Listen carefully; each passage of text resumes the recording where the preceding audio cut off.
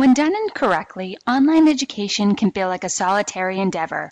Your presence is a crucial component to building an inclusive environment for your students.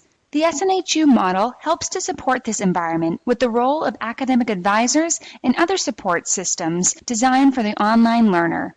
However, it is your interactions with students and your presence in the classroom that brings life and meaning to the coursework and to the student experience.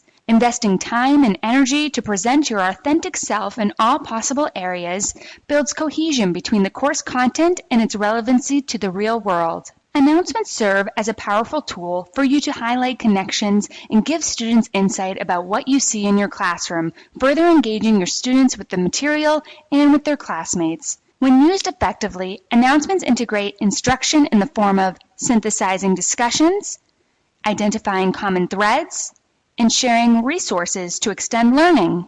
Much of the groundwork that supports the notion of presence in the classroom focuses on the efforts of theorists like Carl Rogers and Abraham Maslow. These theorists are known for their humanistic approach to psychology, where human learning is viewed as part of a holistic understanding of the human experience.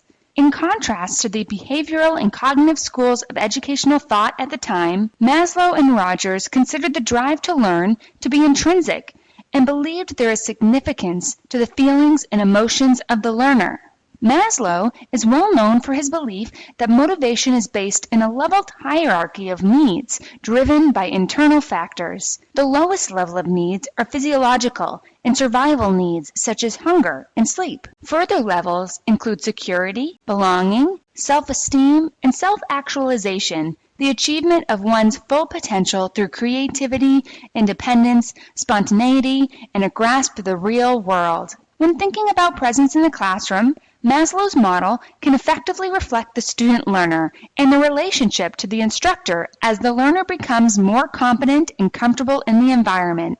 When instructors establish a presence that is understanding of the full individual, aware of the basic physiological needs of the student is encouraged to thrive and move towards self-actualization or fulfillment in the classroom.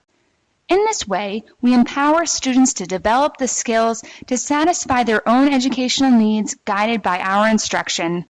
From this premise, Rogers developed a learner-centered approach, whereby instructors promote and develop an atmosphere with clear expectations, balancing intellectual and emotional components of the learning process through sharing feelings and thoughts.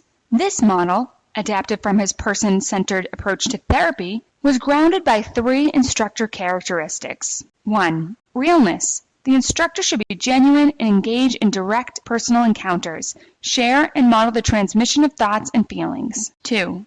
Prizing of the learner. Acceptance and trust of the individual student by accepting the student's feelings unconditionally. And 3. Empathetic understanding. The instructor can understand and appreciate student reactions as it relates to acquiring new knowledge. Pause this video now to review the accompanying document on Rogers' 5 hypotheses regarding learner-centered education. Welcome back! As we think about taking a more humanistic, learner-centered approach to the classroom and how to present our authentic selves, there are many factors to keep in mind to ensure we are establishing a nurturing climate personalized to our students.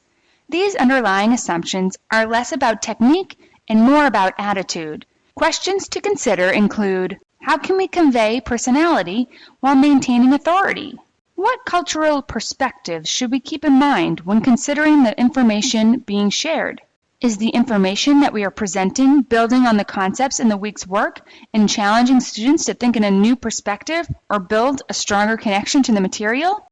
Are we relating the content to our own expertise and drawing on experience as a practitioner? By considering these questions each time we create announcements in our courses, we are working towards building a classroom of dynamic learning and application.